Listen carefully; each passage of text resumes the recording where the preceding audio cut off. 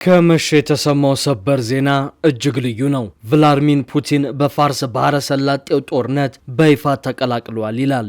ምክንያቱም ታውቋል። ራሽያ ድሮኖችንና ሚሳኤሎችን በሚስጥር ለኢራን መላኳን የፋይናንሻል ታይምስ የምርመራ ሪፖርት በዛሬው ዕለት አጋልጦታል። ሞስኮ የስለላ መረጃዎችን አስቀድማ ለቴህራን በመስጠት ወሳኝ ኢላማዎችን እንድትመታ እየረዳቻት ነው። ይህ ብቻ ግን አይደለም። ኢራን እስራኤል ላይ የፈጸመቻቸው ጥቃቶች አብዛኞቹ ሩሲያ በተሰጡ ሚሳኤሎች የተፈጸመ እንደሆነም ይኸው የምርመራ ሪፖርት አጋልጧል። ክሬምሊን ይህን መረጃ ወዲያውኑ ነጭ ውሸት ነው ብሎ ቢያስተባብልም ተጨባጭ የሳተላይት ምስሎች ግን ወጥተዋል። አሜሪካና ምዕራባውያንን ለመስበርና ለማሽመድመድ ወሳኙ ጊዜ አሁን ነው ያሉ የሚመስሉት ቭላድሚር ፑቲን አንጀታቸው ቅቤ እየጠጣ ነው። ጅሎች ሲፋለሙ በጸባቸው አትርፍ እንዲል ባለቅኔ በእውቀቱ ስዩም ፑቲንም ከኢራንና አሜሪካ ጸብ እያተረፉ ብቻ ሳይሆን እያትረፈረፉም ጭምር ነው። ውድ አንዳፍታ ሚዲያ ቤተሰቦች አዝማሪው ጌቴ አንለይ ብቻ ሳይሆን የክሬምሊኑ ቤተመንግስቱ ጌታ ፑቲንም ሁኔታው ለኔ ተመቸኝ እያሉ ነው። በእርግጥም ፑቲን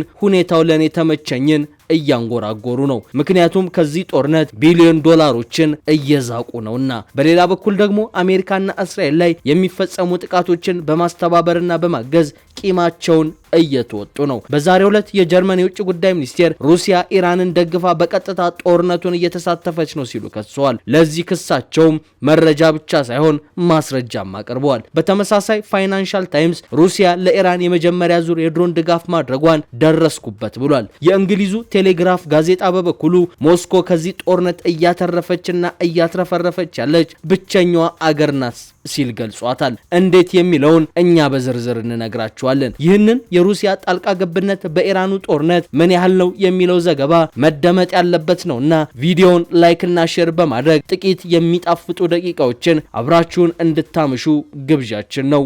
ወደ ዝርዝሩ እናምራ። በካሬ 85000 ብር በመሃል ሴምሲ አዲስ ኢንተርናሽናል ኮንቬንሽን ሴንተር ፊት ለፊት ዘመናዊ የሆነ ኮምፓውንድ አፓርትመንት እየገነባን እንገኛለን። በውስጡም የመዋኛ ገንዳ፣ ዘመናዊ የልጆች መዝናኛ፣ በቂ የመኪና ማቆሚያ ያለው ሲሆን 50% የተረጋገጠ የባንክ ብድርና እስከ 30% ድረስ በአከፋፈል የሚታሰብ ልዩ ቅናሽ። ባለ 1 መኝታ በ600000 ብር፣ ባለ 2 መኝታ በ900000 ብር፣ ባለ 3 መኝታ በ1.1 ሚሊዮን ብር ቅድመ ክፍያ ቀሪውን ያለምንም ዋጋ ጭማሪ ከፍለው የቤት ባለቤት ይሁኑ። ለበለጠ መረጃ ስክሪኑ ላይ ባለው ስልክ ይደውሉልን። ድሪም ቢልደርስ ሪል ስቴት።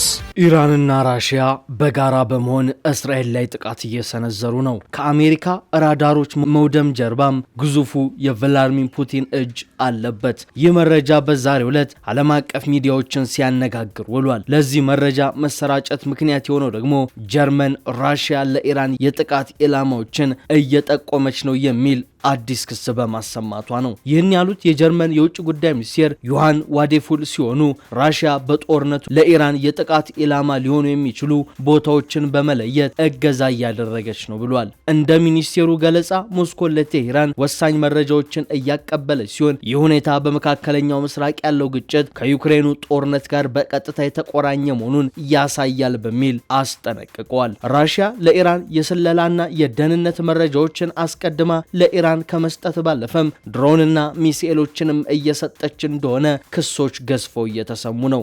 የውጭ ጉዳይ ሚኒስቴሩ ግን እንዲህ ይላሉ። ሩሲያ ኢላማ ሊሆኑ ስለሚችሉ ቦታዎች መረጃ በመስጠት ለኢራን ድጋፍ እያደረገች መሆኑ በግልጽ ይታያል። ፑቲን ይህንን የሚያደርጉት የዓለም ትኩረት ከዩክሬን ጦርነት እንዲናጠብ ለማድረግ ነው በማለት ይወነጅላሉ።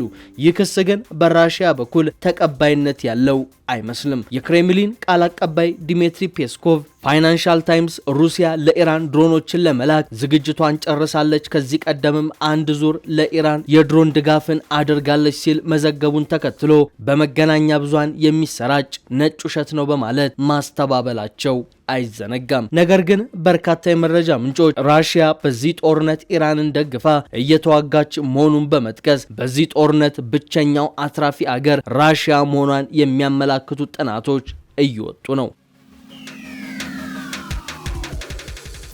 ሞስኮ የመካከለኛው ምስራቅ ጦርነት ጥሩ የገበያ እድል ይዞ የመጣላት ሀገር መሆኗ ሲነገር በየዕለቱም $760 ሚሊዮን በነዳጅና በጋዝ ሽያጭ እያጋበሰች ነው። ይህም ብቸኛ የጦርነቱ አትራፊ ያደርጓታል። ይህም በዚህ ወር ያለው የነዳጅ ሽያጭ ከ12 ቢሊዮን ዶላር ወደ 24 ቢሊዮን ዶላር በእጥፍ እንዲያድግ አድርጎታል። ጦርነቱ በሚቀጥለው ሳምንት እንኳን ቢጠናቀቅ ራሽያ የነዳጅ ገቢዋ 218.5 ቢሊዮን ዶላር ይሆናል ተብሎ ነው የሚጠበቀው። ይህም የጦርነቱ መቀጠል የራሽያን ተጠቃሚነት ይበልጥ እያጠናከረው የሚሄድ ሲሆን በምጣኔ ሀብትም ሆነ ከዩክሬን ጋር የገባችበት ጦርነት አሁን ላይ አሜሪካ በሌላ መጠመዷ በሁሉም ቦታ ያላት አቅም እንዲጠናከር ያደርገዋል ነው እየተባለ ያለው። ተከትሎ ታዲያ ቭላድሚር ፑቲን በመካከለኛው ምስራቅ የተቀሰቀሰው በኢራንና በአሜሪካ እስራኤል መካከል የሚደረገው ጦርነት እንዲባባስ እንዲከፋ እንጂ እንዲቆም አይፈልጉም።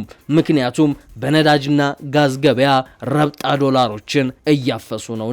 መረጃዎች እንደሚያመላክቱት ይህ ጦርነት ለ6 ወር የሚቀጥል ከሆነ ደግሞ በ188 በመቶ የራሽያ የነዳጅ ገበያ ጨምሮ ራሽያ ከ386 ቢሊዮን ዶላር በላይ እንደምታገኝ ይጠበቃል ሲሉ ባለሙያዎች ግምታቸውን እያስቀመጡ ነው። ፕሬዚዳንት ቭላድሚር ፑቲን ለጋዝና ነዳጅ አውጪ ኩባንያዎች ባስተላለፉት መልእክትም ይህንን እድል በመጠቀም የገቢ አማራጮችን በመመልከት ያለባቸውን ብድር መቀነስና ሙሉ ለሙሉ መክፈል መቻል አለባቸው ሲሉ ትዕዛዝ መሰል ማሳሰቢያ ሰጥተዋል። አሁን ከኢራን ውሳኔዎች በኋላ የነዳጅ ዋጋ በ32 በመቶ ጨምሮ በበርሜል ከ100 ዶላር በላይ የደረሰ ሲሆን የራሽያ የነዳጅ ዋጋን በተመሳሳይ በከፍተኛ ሁናቴ ነው የጨመረው። እንደ ቴሌግራፍ ዘገባ ደግሞ ይህ በሚሊዮን ዶላሮች የሚቆጠረው ገቢ የሚገኘው በነዳጅና በተፈጥሮ ጋዝ ሽያጭ መሆኑን አትቶ ምዕራባውያን አገራት በራሽያ ላይ የጣሉት ማዕቀብ ቢኖርም ሩሲያ ወደ ዓለም አቀፍ ገበያ በምትልከው የኃይል ምርት ከፍተኛ ገቢ እያገኘች መሆኑን በፊት ገጹ ዘግቧል።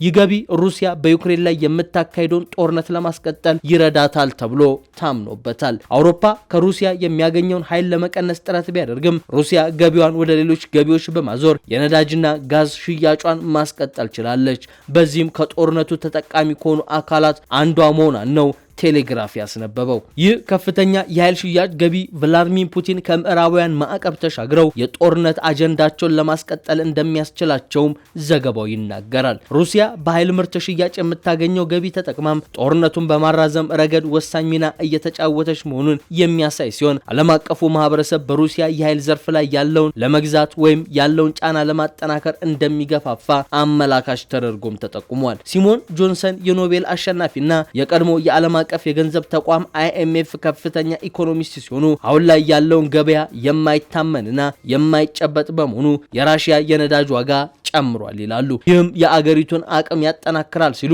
ለቴሌግራፍ ሐሳባቸውን አጋርቷል። ከጦርነቱ መጀመር አንስቶ ህንድ ከሩሲያ የምታስገባው ነዳጅ ከ72 በመቶ በላይ ጨምሮ በየቀኑ 750 ሺህ በርሜል ተጨማሪ ነዳጅ ወደ ኒው ዴልሂ ገበያ እየገባ መሆኑን የቮርቴክሳ የባህር ላይ ንግድ መረጃ ኩባንያን እማኝ አድርጎ ይኸው የቴሌግራፍ ሰፊ ትንታኔ ያስነብበናል። አሜሪካ በዚህ ወር መጀመሪያ ላይ ከማዕቀቡ ውጪ በሆነው በባህር ላይ ለሚጓዙ የራሽያ ነዳጅ ጭነቶች ጊዜያዊ ፈቃድ መስጠቷ የሚዘነጋ አይደለም። ይህ እርምጃ ማዕቀቡን የማስፈጸም ጥንካሬ እየቀነሰ መሆኑ አንዱ ምልክት ነው። አሁን ላይ ምዕራባውያን ማዕቀብ ቢያጠነክሩም የአሜሪካ የማዕቀብ እፎይታ ራሽያ ነዳጇን በዓለም ገበያ ዋጋ እንድትሸጥ በመፍቀድ የፑቲንን ጦር በገንዘብ ማበልጸጉን ተንታኞች እየገለጹ ነው። አውሮፓውያን ግን ትራምፕ የሩሲያን ማዕቀብ ማንሳታቸውን ሲቃወሙ የነበረ ሲሆን ነገር ግን ተቃውሟቸው በትራምፕ ዘንድ ሞገስ አላገኘም። በዚህም ቭላድሚር ፑቲን በመካከለኛው ምስራቅ እየተደረገ ባለው ጦርነት ብቸኛው ተጠቃሚ መሪ ለመሆን በቅተዋል። ኢራን የሩሲያ ቁልፍ አጋር ስትሆን ጠንካራ ወታደራዊ ትብብር እንዳላቸው ሪፖርቶች ያሳያሉ። ሩሲያ ወዳጅ ከምትላቸው አገራት የኢራኑ ጠቅላይ መሪ አያቶላ አሊ ካሚኒ መገደል፣ የሶሪያ በሽር አልአሳድ ከስልጣን መወገድና አሜሪካ ኒኮላስ ማዱሮን በቁጥጥር ስር መዋሏ ለሞስኮ ዲፕሎማሲያዊ ግንኙነት መሰናክል ተደርጎ የሚቆጥሩት አሉ። የኪየቭ አጋር የሆነችው ዩናይትድ ስቴትስ ወታደራዊ ሀብቷን ወደ ኢራን በማዞሯ የመካከለኛው ምስራቅ ጦርነት ከዩክሬን ጋር ለጀመረው ጦርነት ግን ጥቅም ሊሰጣት ይችላል። የፓትሪዮት ሚሳኤሎችና የጸረ ሚሳኤሎች መሟጠጥ ለሩሲያ ጠቃሚ ነው። ዩክሬን በገበያ ላይ መሳሪያዎች መሳሪያዎቹን የማግኘት እድሏን ይገድበዋል ሲሉ በፓሪስ የፖለቲካ ጥናት ተቋም የዓለም አቀፍ ጥናት ማዕከል ተባባሪ ፕሮፌሰር ኒኮል ይናገራሉ። ቴሄራን የሻሂድ ድሮኖችን በብዛት መፈለጓ በሞስኮ አቅም ላይ ጉልህ ተጽዕኖ እንደማያሳድርም ይነገራል። ዩክሬን ጦርነት በጀመረችበት ወቅት ሩሲያ በኢራን የሻሂድ ድሮኖችንና ለድሮን የማምረቻ ቴክኖሎጂ ፍቃድ እስከምታገኝበት ወቅት ድረስ በቴሄራን ላይ ጥገኛ ነበረች ሲሉም እኚሁ ተመራማሪ ይናገራሉ። አሁን ሩሲያ የዩክሬንን ጦርነት ለመቀጠል ኢራንን የማትፈልግበት ደረጃ ላይ ደርሰናል፣ ሩሲያ የሻሂድ ድሮኖችን በራሷ ማምረት ጀምራለች በማለትም ያክላሉ። ኢራን የሆርሙዝ ሰርጥን በመዝጋቷ የነዳጅና የጋዝ ዝውውርን በመቀነስ የነዳጅ ዋጋ እንዲያሻቅብ ሆኗል። ይህ ደግሞ በዩክሬን ጦርነት ምክንያት ከፍተኛ ጫና ውስጥ ለነበረችው ሞስኮ ከጋዝ ሽያጭ የምታገኘው ገቢ የተወሰነ የገንዘብ እፎይታን እየሰጣት ነው። የሩሲያ የፌዴራል በጀት በበርሜል $59 በምትሸ ነዳጅ ላይ የተመሰረተ ሲሆን አሁን የነዳጅ ዋጋ በከፍተኛ ሁኔታ ጨምሮ $100ን ተሻግሯል። ድፍድፍ ነዳጅ በበርሜል ወደ $120 የተጠጋበት አጋጣሚም ተፈጥሯል። ዋና የባህረ ሰላጤው ነዳጅ አምራች ሀገራት ምርታቸውን በመቀነስ ሩሲያ እንደ ቻይናና ህንድ ስላሉ አገራት ኤክስፖርት ለማድረግ እድል ከፍቶላታል። ህንድ ቀደም ሲል ከሩሲያ የምትገዛውን ነዳጅ እንድትቀንስ ስትወተወት ቆይታለች። በኋላም ቢያንስ እስከሚቀጥለው ወር ድረስ ከሩሲያ ነዳጅ እንድትገዛ ከአሜሪካ ፍቃድ ተሰጥቷል ሲሉ የሚነግሩን ደግሞ የአርገንስ ዋና ኢኮኖሚስት ዴቪድ ፋይቭ ናቸው። የነዳጅ ገበያ ጫናን ለማቃለል በሩሲያ ነዳጅ ላይ የተጣሉትን አንዳንድ ማዕቀቦች ስለማቃለል የተጀመሩ አንዳንድ ውይይቶች እንዳሉም ይጠቅሳሉ። በነገራችን ላይ በዚህ ጦርነት እየተጠቀመች ያለችው ራሽያ ብቻ አይደለችም፣ ቻይናም ጭምር እንጂ። ቻይና በኢራን ላይ በተከፈተው ጦርነት ምክንያት ይህ ነው የሚባል ውጤት እስካሁን አላሳየችም። ነገር ግን ወላፈኑ መሰማቱ የሚቀር አይመስልም። በዓለም አቀፍ የኤነርጂ ፖሊሲ ማዕከል መረጃ መሰረት ቻይና ከምታስገባው ድፍድፍ ነዳጅ ውስጥ 12% ከኢራን ታገኛለች። በተጨማሪም ቻይና ለብዙ ወራት የሚበቃትን ነዳጅ አከማችታለች። ተጨማሪ ካስፈለጋትም ፊቷን በቀላሉ ወደ ራሽያ ማዞር ትችላለች።